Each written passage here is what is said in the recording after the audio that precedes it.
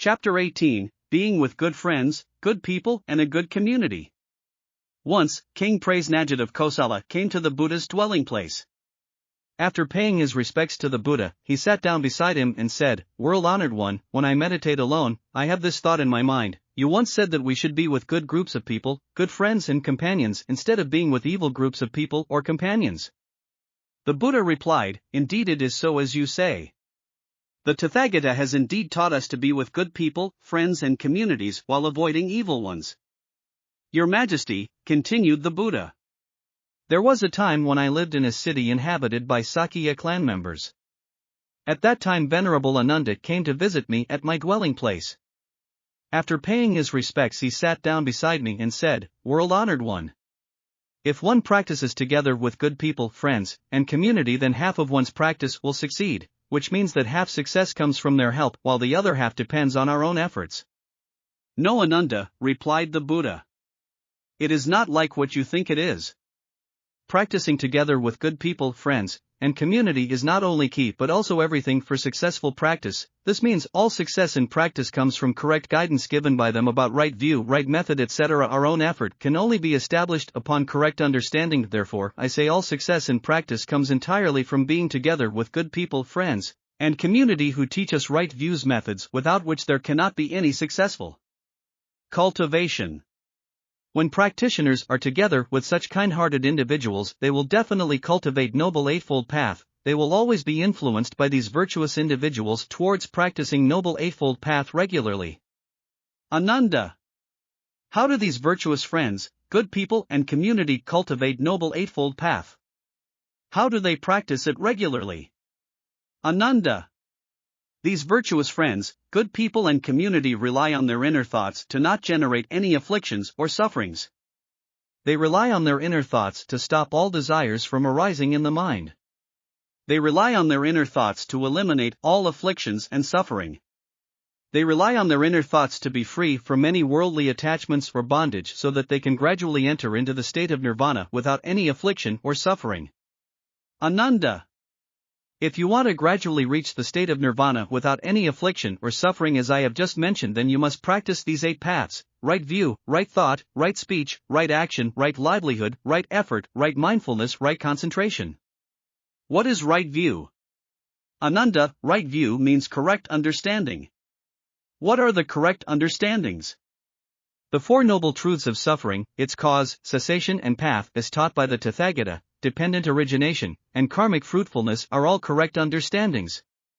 What are the 4 noble truths? The first truth is that there is suffering in this world. People experience physical and mental pain such as illness or grief from losing loved ones.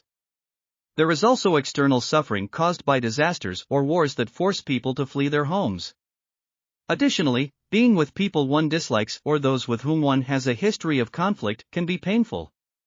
When someone we love gets hurt or dies, it causes us pain too.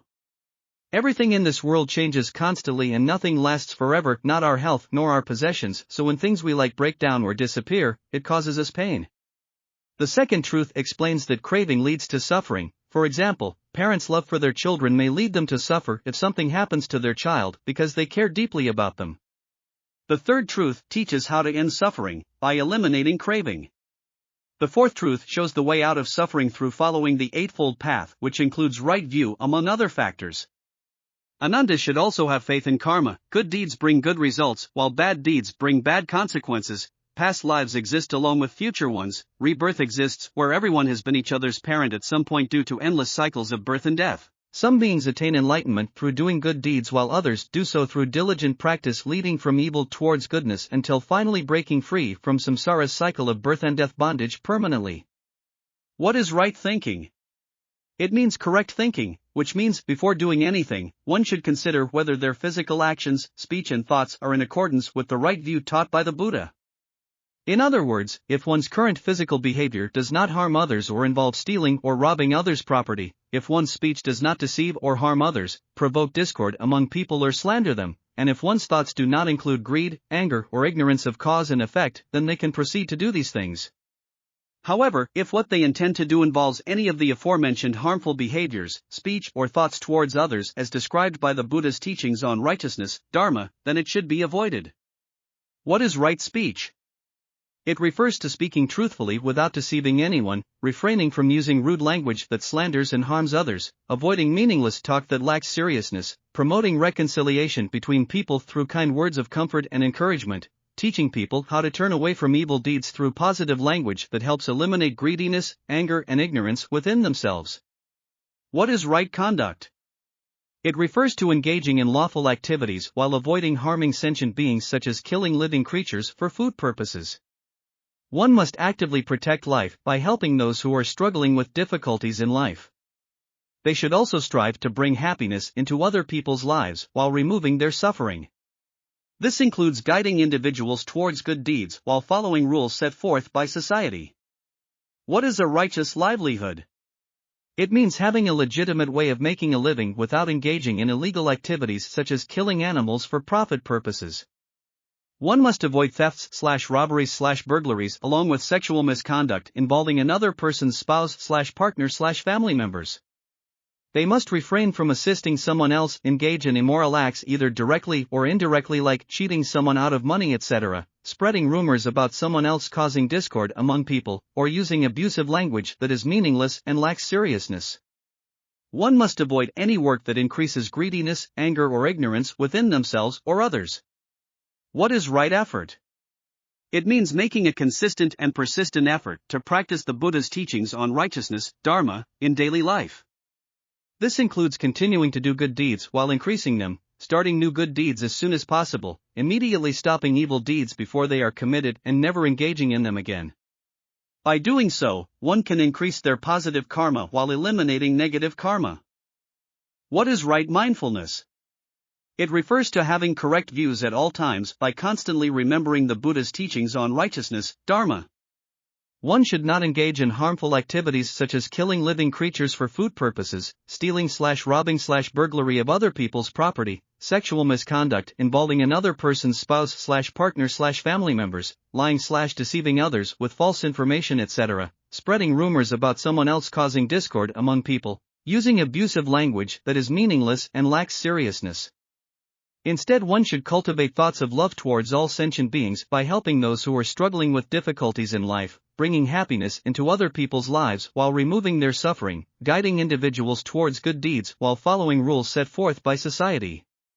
Additionally, one should remember the Four Noble Truths taught by the Buddha. All sentient beings suffer greatly due to attachment/desire/craving, which can only be eliminated through practicing righteousness, dharma. This requires eliminating attachment/desire/craving for everything worldly, including oneself/others/things/etc. This can be achieved through practicing Eightfold Path.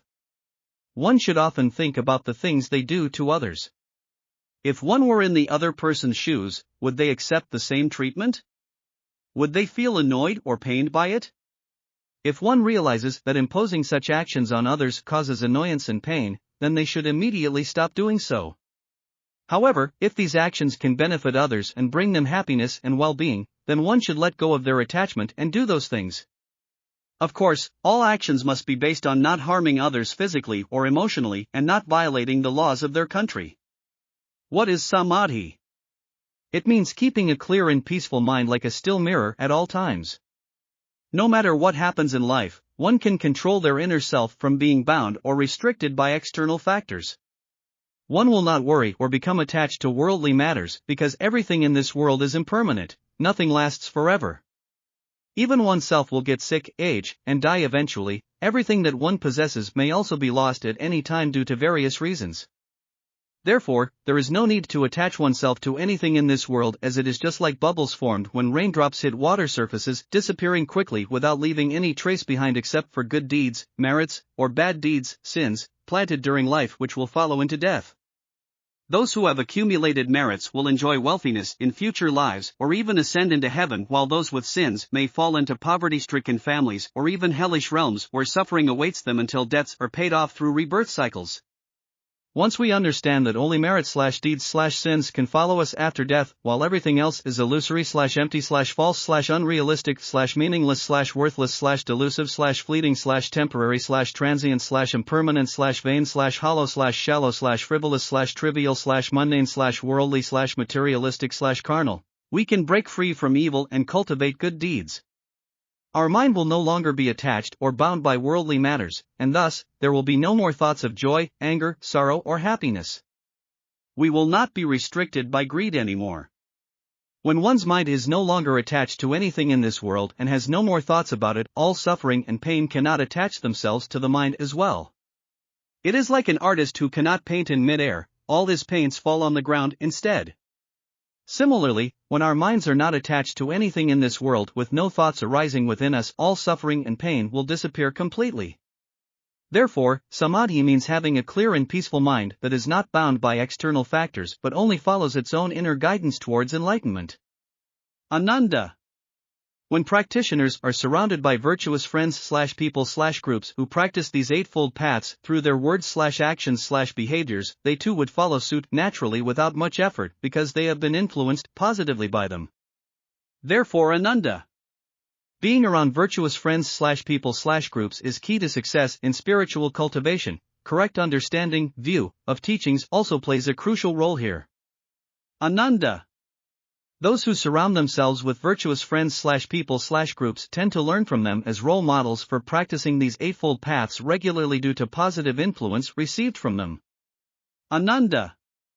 All sentient beings are virtuous friends of Buddha. He teaches them how to escape endless cycles of birth/death/suffering caused by aging/disease/death/pain/sorrow/grief/fear/worry/anxiety/stress/anger/hatred/greed/delusion/ignorance/etc., leading them towards eternal liberation from such sufferings.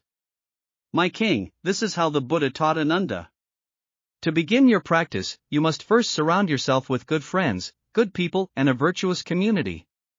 When you are with them, control and restrain your body from doing evil deeds, refrain from speaking harsh words and prevent any unwholesome thoughts from arising in your mind.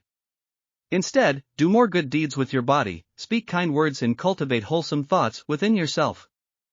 Cut off all unwholesome actions and cultivate all wholesome practices to eliminate greed, anger, and ignorance.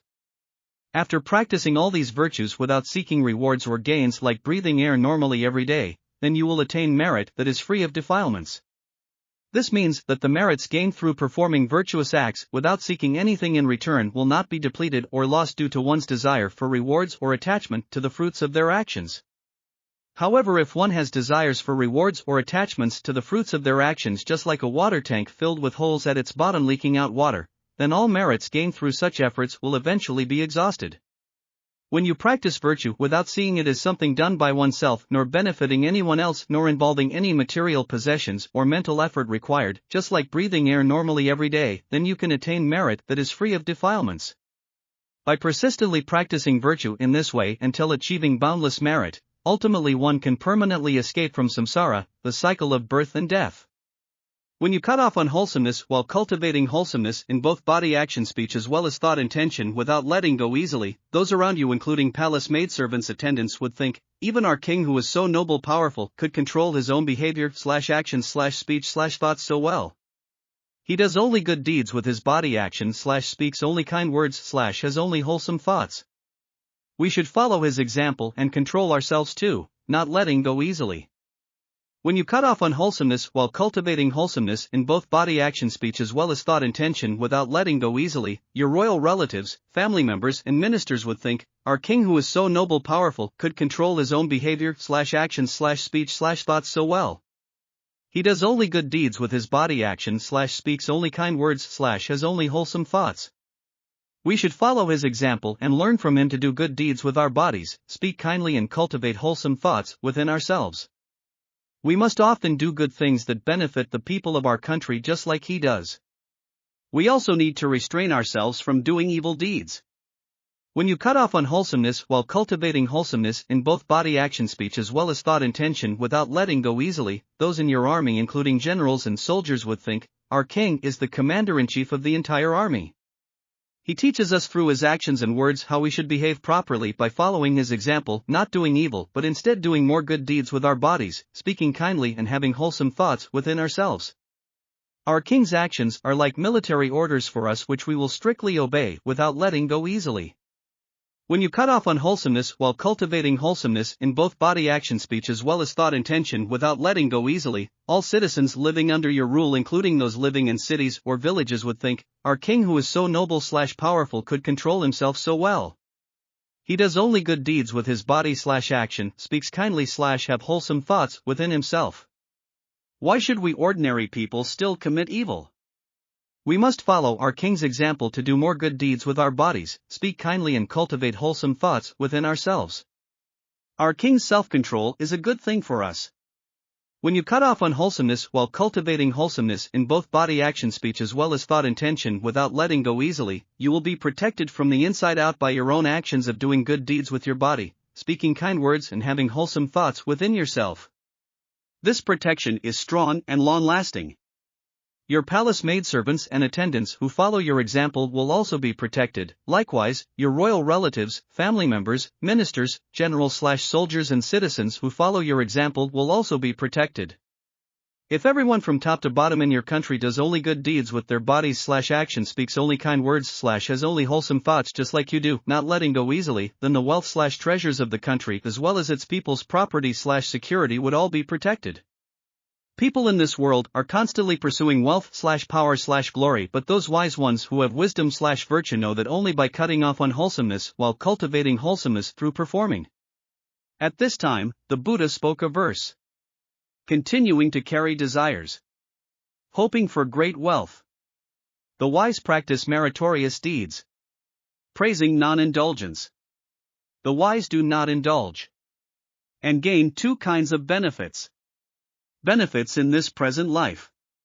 And benefits in future lives. Based on attaining this understanding, heroes call them wise.